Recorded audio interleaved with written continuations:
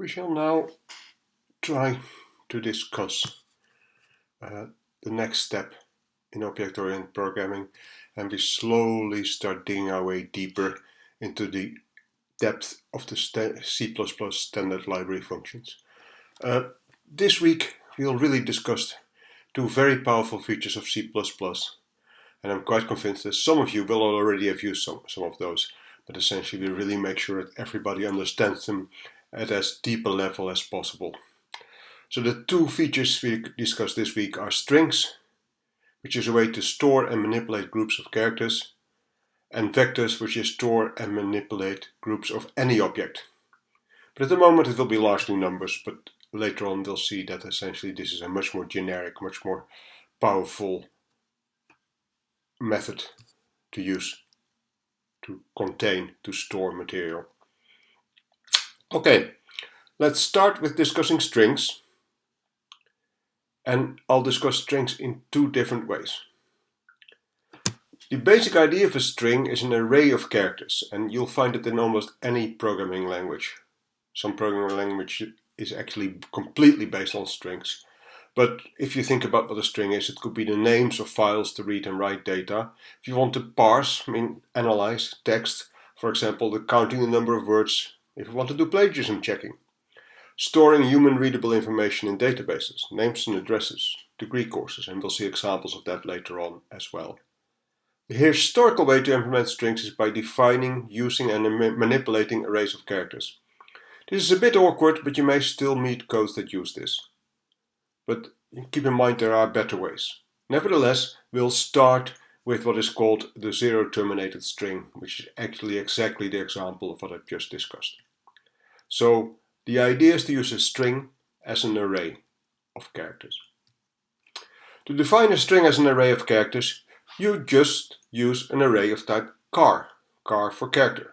So for example, if I look at this piece of code over here where I declare the number of characters 100, I used a special class called size t. If you don't know what it is, you may want to look it up. That will occur over and over again in the course.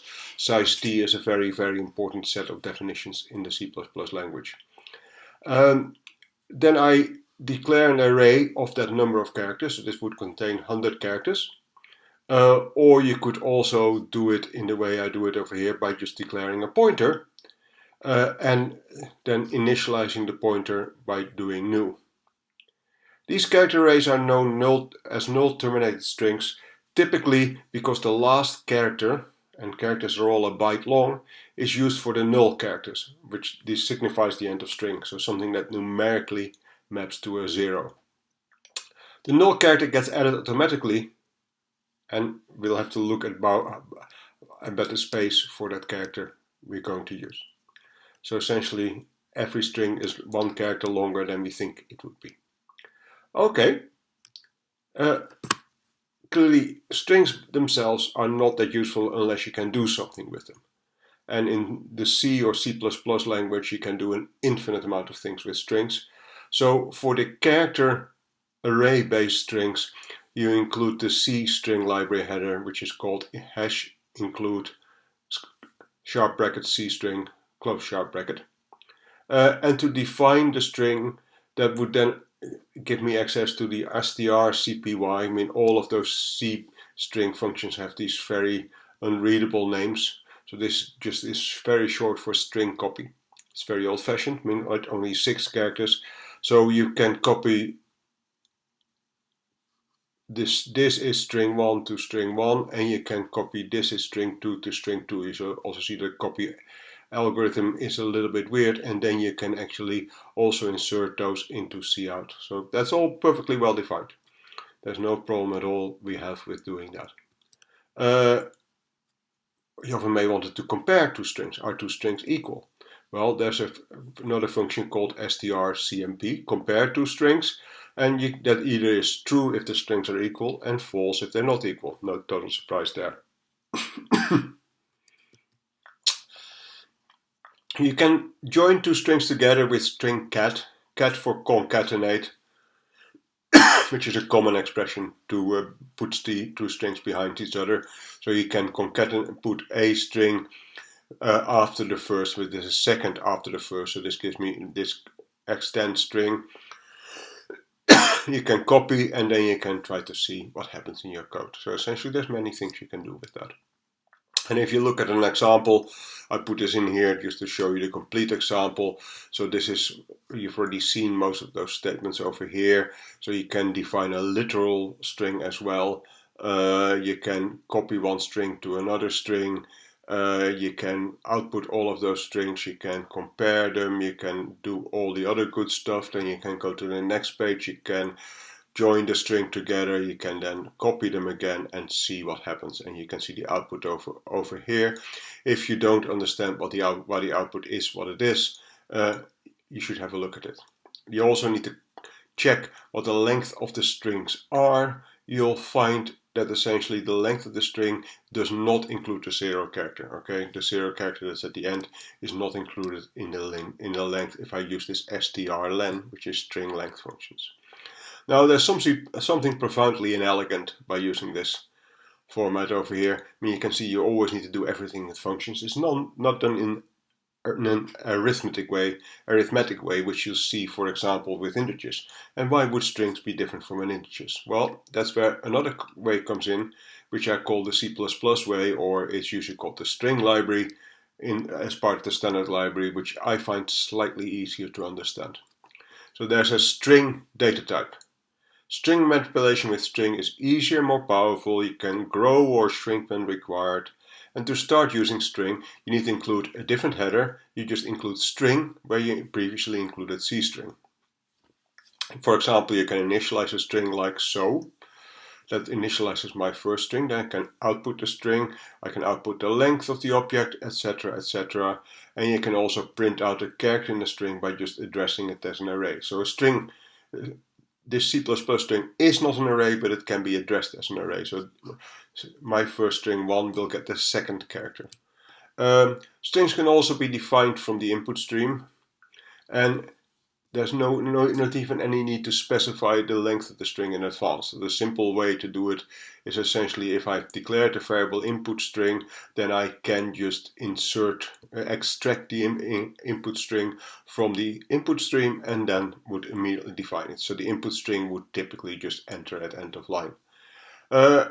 Well, actually it doesn't do end of line, it only extracts one word as the input terminates at the first white space character. So white space character is a space or a tab or something similar to that, and it leaves the rest of the text and a new line in the buffer.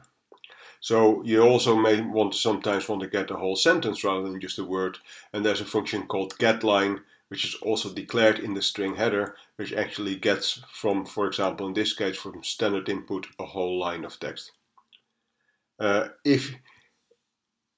If you need to be really careful when mixing getLine and the extraction operator, because sometimes there will be an empty new line symbol left over there and you may have to use ignore. So if something goes wrong, you may want to check that. Strings can be compared like other simple data types, so I can just use the equals comparison operator to compare two strings, which I find much more elegant and satisfactory. Joining two strings is also easy. We have just overloaded the plus operator. We can overload operators as functions as well, and as we'll see later on, an operator is nothing more than a function. So essentially we've overloaded the plus operator, and that then defines my second string. I can add these two together. You can also append, and append you do by plus equals. So essentially that's usually called the increment operator. So this would increment the first string by the second string, and the increment operator is just defined as appending. Extracting substring is also easy. It's not as elegant. There's a function called substr, essentially, and they are the position of the first character and the length of the substring, which is a bit weird. Okay, it's not the first character and the last character. So what I do, for example, over here, is say start at the first character, start at the last character, and I do the calculation last minus first plus 1 as the number of characters. Then I've got a joint string over here, and I do the dot substring function. There's a function called on that string. We'll see that same structure occurring over and over again, and I can then, for example, assign that to a word. Here I've done it with assignment. I probably should have put curly brackets around that. That may be one I have not yet completely changed. Okay, so here you see the whole code, and it might just be worth your while working your way through the whole code, but I've just worked my way through all of these statements already. This is just there to see that you can happen, and this actually shows you the output and the input. It's really worth your while to look at the real code, try it out, and understand why the length of the string is 13, the second character is E. If you enter a phrase, which was in this case, good question, etc., etc. Input is Dumbo and I am Niels, okay, essentially, but the second enter phrase, join string, hello world, C++ rocks, appended string, etc., etc. So it seems to work in all cases, and I can also extract the word rocks over there because those are the characters from 18 to 22. So all of that works. So that's how the string works. Now, a really useful additional trick is actually to read from strings as if you're reading from input. Why is that? Well, we've got very powerful mechanism to read input, but sometimes we just have, for example, a whole line of input, big get line, and we may want to parse that, get the information out of it. And string streams are the useful technique for doing that. So it's a crucial requirement when dealing with string. It could, for example, be incorporating non-string data or extracting non-string data. It would, for example, if you want to generate a file name with an integer identifier, you want to create a million files which are called file1 to file million, you want to put that integer in there programmatically. So how do you put it in there programmatically in the string? Because that would be really useful. Well, C++ allows us to use string streams, and you can see there's yet another header file we need to use. This one still has the using namespace standard in there because I was lazy to do it. It doesn't need that anymore because I think I've removed it everywhere, and you can actually see what happens over here, and you read the file data in. So here I define an output string stream. I put in there file data dot file index, and file index in this case is 123. So the file is called file data dot 123. I can then open an output file name with the string version of the stream. So I need the str function extract the string part of it. I can do everything with it, and essentially I can then clear the output stream as well, etc., etc., etc. Note that this can be done as many times as you like. Previously inserted data will not be lost. To extract the string from a string stream via plenty.str, I already discussed that, and that's really calling a class function. We'll see that later on. We can also use the str function to replace the string stream buffer. This is particularly useful for clearing it, and that's what that last statement does. It clears whatever was in there. Okay, now we've done that. That's about all I wanted to say about strings. Very basic introduction, but it's worth playing with this. Let's now look at arrays and vectors and the difference between those two. So you've already seen a little bit of arrays before. It's another crucial feature of almost any programming language I know of. It's just a list of numbers. The most obvious use is store a set of indexed consecutive data. Usage is straightforward. I can, for example, declare an array of length 5. I can then iterate over the array. In this case, since the array contains doubles, I need to perform a static cast over there, and then I can output whatever has happened afterwards. And you should not be surprised to hear that A0 to 4 take the values 1 to 5. I mean, as you can always see, array counting starts from 0, which is one of the really annoying thing over there. But one of the really difficulties I have with this is that this is fixed size.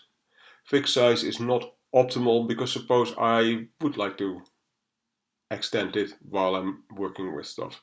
And there's a much more powerful abstraction in C++ that contains much of the ideas of an array but adds a lot to it, which actually is quite useful. So that idea is the idea of vectors.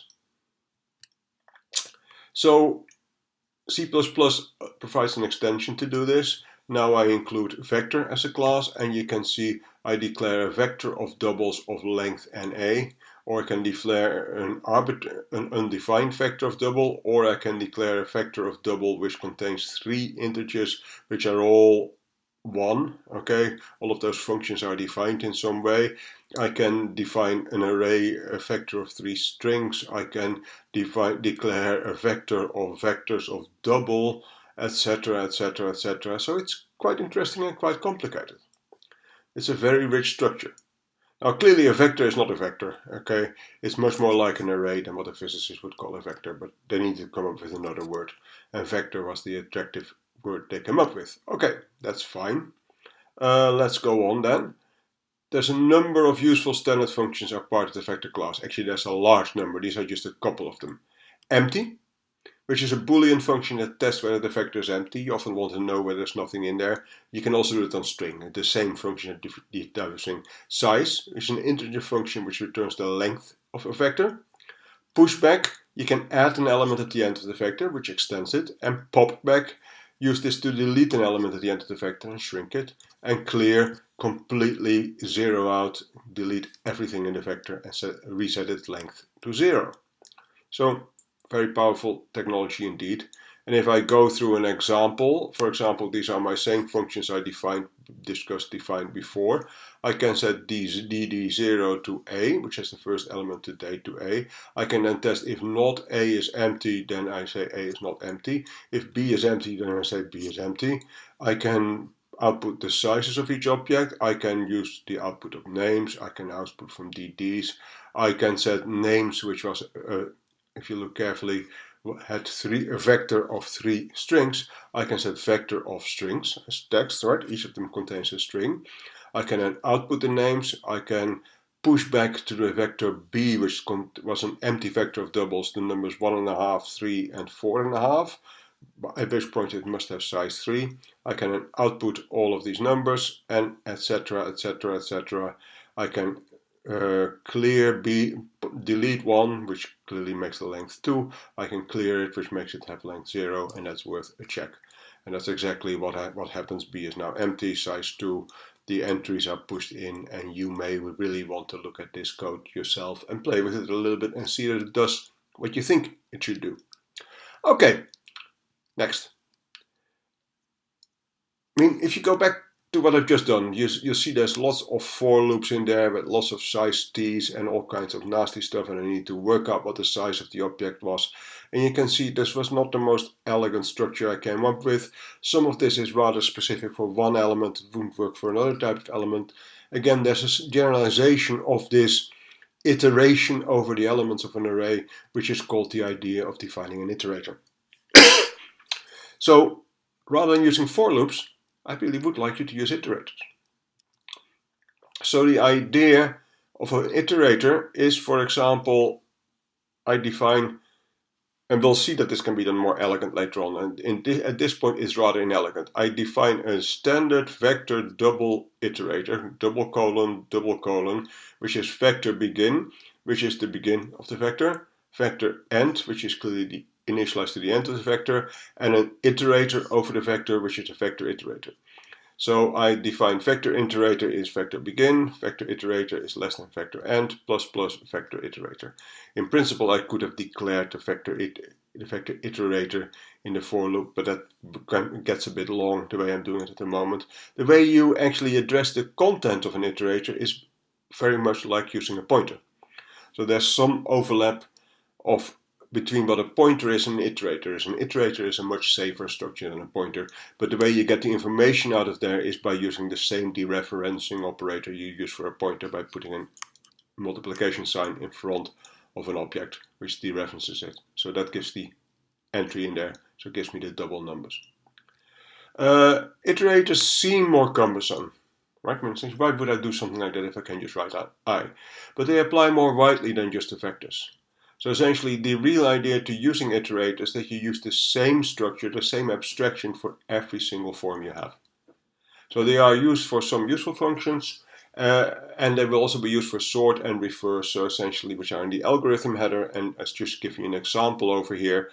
If I do this over here, I calculate the vector begin. I can now sort the data from begin to end.